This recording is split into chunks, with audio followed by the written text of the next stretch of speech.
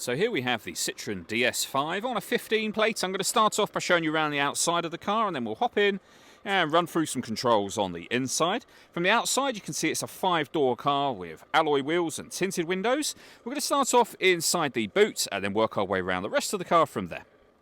As we approach the back of the car you can see we have reversing sensors and plenty of boot space as well. Okay, so we're just going to work our way back around to the front of the car and then we'll hop in and run through some controls on the inside of it from there. Now that we've done a full circle, you can see it's in excellent condition the whole way round. Just briefly before we climb in, I think it's well worth seeing the interior from this exterior point of view. There's plenty to run through on the dashboard, so let's hop in and we'll do that now.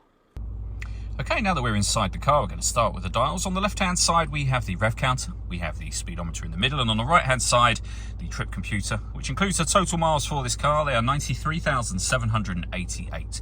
You can see within the speedometer section, we have a digital readout for the speedometer, and within the rev counter, it will show you what gear this car is in. It's an automatic, so we are in park at the moment. Above the steering wheel, we have a heads-up display that will also give you the speedometer as well. And if we back out to the steering wheel, we have our stereo and phone controls, as well as cruise control and speed limiter as well. Over in the center, you'll find the main screen for the car, which includes, as you can see, satellite navigation.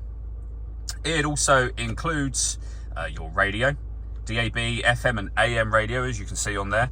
All of the movement and the controls that I'm, or the movement I'm making on the screen is being done using these controls. So that dial and the collection of buttons that surround it, you can also answer and end phone calls from there as well. So we've been in the radio menu, the satellite navigation menu.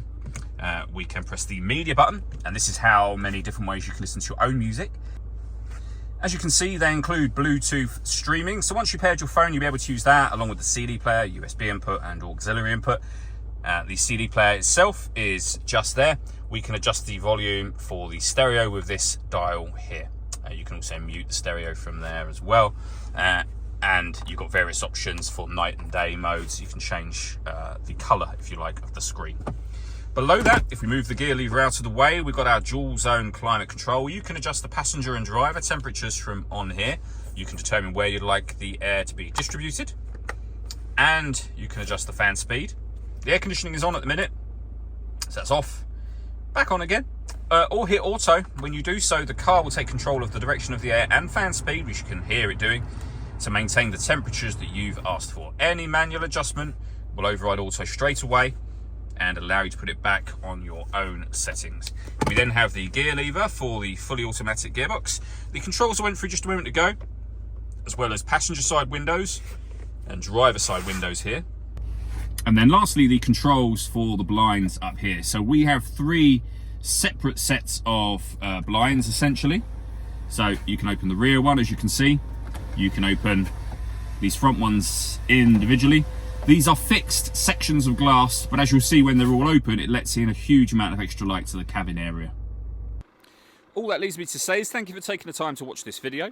If you'd like to come and see the car in person and have a test drive, please feel free to give us a call here at Surrey Specialist Cars. We'd love to hear from you soon.